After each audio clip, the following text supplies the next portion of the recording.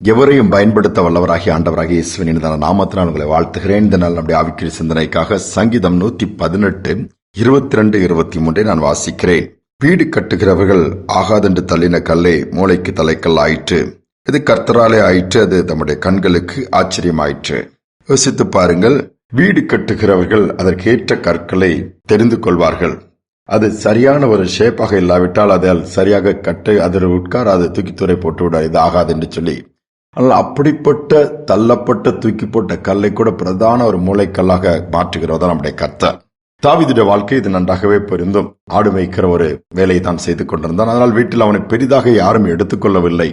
இருந்தாலும் ஒன்று, இல்லாவிட்டாலும் ஒன்றுதான். ஏதோ முக்கியமான காரியங்களை எதுவுமே செய்ய முடியாது. ஏனென்றால் பிள்ளைகள் படிக்காவிட்டால் கூட ஆடு மாடுதாப்பா நீ மேய்க்கணும்னு சொல்லி திட்டுறது கூட நம்ம கேட்டு இருக்கிறோம். ஆனால் யோசித்து பாருங்கள், வீட்டில் ஒரு பெரிய பலி விருந்து நடக்குது, தீர்க்கதரிசி வரும் பொழுதும் தாவீது அழைக்கப்படவில்லை. யார் ஞாபகத்தில் தாவீது வரவில்லை. ஆனால் அந்த தாவீது தான் கர்த்தர் அந்த தேசத்திற்கே ராஜாவாய் மாற்றினார். இதுதான் காட்ஸ் டூயிங் சொல்லுவாங்க, ஆண்டவருடைய செயல். எது ஆகாது, எது யூஸ்லெஸ், இது நீ அவ்வளவுதான் வேஸ்ட்ன்னு சொல்றீங்களா? ஆண்டோடைய கரம் வேஸ்ட கூட அல்லது வேற மாதிரி உருவாக்கி பயனுள்ளதா மாற்றினோம். ஒஸ்டா போச்சுன்னா கூட அதை பெஸ்டா மாத்திரும். அதான் உண்மை. ஆப்பிரிக்க தேசத்துல ஒரு மிஷினரி ஸ்தலத்துல ஒரு விவசாய வேலை செய்யப்பட்ட ஒரு வாலிபான், மொரட்டு உருவம், தடித்த குரல், பார்க்க அந்த அளவு ஹைட் வெயிட் எல்லாம் கிடையாது. அவனுடைய தெரிந்த தொழில் விவசாயம் செய்து கொண்டிருக்கும் பொழுது 2ஆம் உலகப் போர் வருகிறது. அப்பொழுது ராணுவத்திற்கு ஆட்கள் எடுக்கிறார்கள். இவனுக்கும் ராணுவத்தில் சேர்ந்து தேசத்திற்காக பணியாற்றணும்னு சொல்லி ஒரு ஆசை. ஆனா அவன் செலக்ட் ஆகல. எல்லாத்திலுமே எதுவுமே ஃபிட் இல்ல. துப்பாக்கி எடுத்து அவனால் பயன்படுத்த முடியாது. எதுலுமே அணிவகுப்பு எதுவுமே பண்ண முடியாது. ஆனாலும் இவனுடைய வாஞ்சை, அப்ப ஆட்களும் தேவைப்பட்டதுனால சேர்த்துட்டாங்க. ட்ரெயின் பண்ணி பாக்குறாங்க, எதுலுமே அவன் ஃபிட் ஆகல. அப்போ அதுல உள்ள மெயின் ஹெட் என்ன பண்றாங்க, எனக்கு உதவியாளர் நான் வச்சுக்கிறேன்ப்பா அப்படின்னு சொல்லிட்டு அவர் என்ன பண்ணிட்டாரு, தனக்கு அசிஸ்டண்டா வச்சுக்கிட்டாரு. இவனை வச்சு என்ன பண்ணலாம் ஆண்டவர் யோசிக்கிறார். யோசிக்கும் பொழுது இவனுடைய சத்தம், இவனுடைய தொனி அதிரும். அந்த அளவு ஒரு ஒளிப்பொறிக்கு மாதிரி எடுத்து கொடுக்கும், ஆம்பிளிஃபயர் மாதிரி. உடனே இவர் பேசுறத அவன் திருப்பி ரிப்பீட்டடா பேசுவான். 2வது பேசும்போது அந்த யுத்த காலத்துல நிற்கிற ராணுவ வீரர்களின் பாளையத்தை தாண்டி கூட எல்லாருக்கும் அந்த மெசேஜ் போய் சேர்ந்துரும். இவருக்கு கொடுக்கிற அறிவிப்பெல்லாம் அவன் திருப்பி பேசும்போது எல்லாருக்கும் அந்த செய்தி போய் ஈஸியா சேர்ந்துருச்சுது. இவனுடைய சத்தம் தான் அங்க அதிருமாம் அந்த இடத்துல. உலகப்போர் முடிஞ்சு ஒரு 6 years பிறகு அந்த ராணுவ வீரர்களுக்கு எல்லாத்துக்குமே பாராட்டு விழா நடக்கும்போது இவனுக்கு ஒரு பெஸ்ட் இது கொடுத்தாங்களாம். பெஸ்ட் அவார்டு கொடுத்து இவனை கௌரவிச்சாங்களாம். திருப்பி அனுப்பிட்டாங்க. திருப்பி அந்த தோட்டத்தின் வேலையை செய்ய முடியா பணித்தளத்துக்கு வரும்போது அங்க ஏற்கனவே வேற ஆட்களை வச்சுட்டாங்க. அவனுக்கு வேலை கிடைக்கல.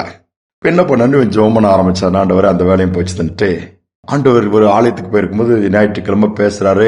ஆண்டவருக்காக நீங்க ஏதாவது செய்யணும், உங்க தாளந்த புதைச்சு வைக்க கூடாதுன்னு செய்தியை அந்த போதகர் மூலமா கேட்ட உடனே இவனுக்கு ஒரு உந்துதல் உண்டாகுது. என்ன செய்து காலைல 4:30 மணிக்கெல்லாம் எழுந்து ஒரு 800 அடி உயரமுள்ள ஒரு மலை குன்றின் மேல நின்று ஏசு நேசிக்கிறார், இயேசுவை ஏற்றுக்கொள்ளுங்க, நீங்க யாரா இருந்தாலும் அவரை நோக்கி கூப்பிட்டீங்கன்னா உங்களை பயன்படுத்துவார்களாம். அப்படி சத்தமா பேசுவானா, வசனங்களை சொல்லுவானா.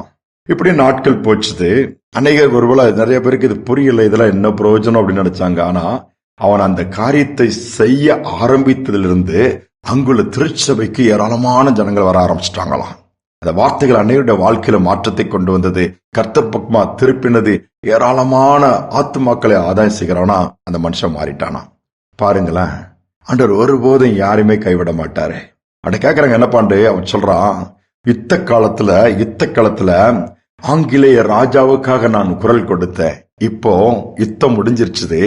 இப்போ நான் அந்த சமுதாயத்துல அங்க குன்றின் மேல எல்லா இடத்துல நின்று ராஜாதி ராஜாவாகிய இயேசுவுக்கு குரல் கொடுக்கிறேன்னு சொன்னானா. இங்க நாம யாருக்காக குரல் கொடுக்கிறோம்? யாருக்காக வாழ்கிறோம்? நம்மள ஆண்டவர் பயன்படுத்த முடியாதா?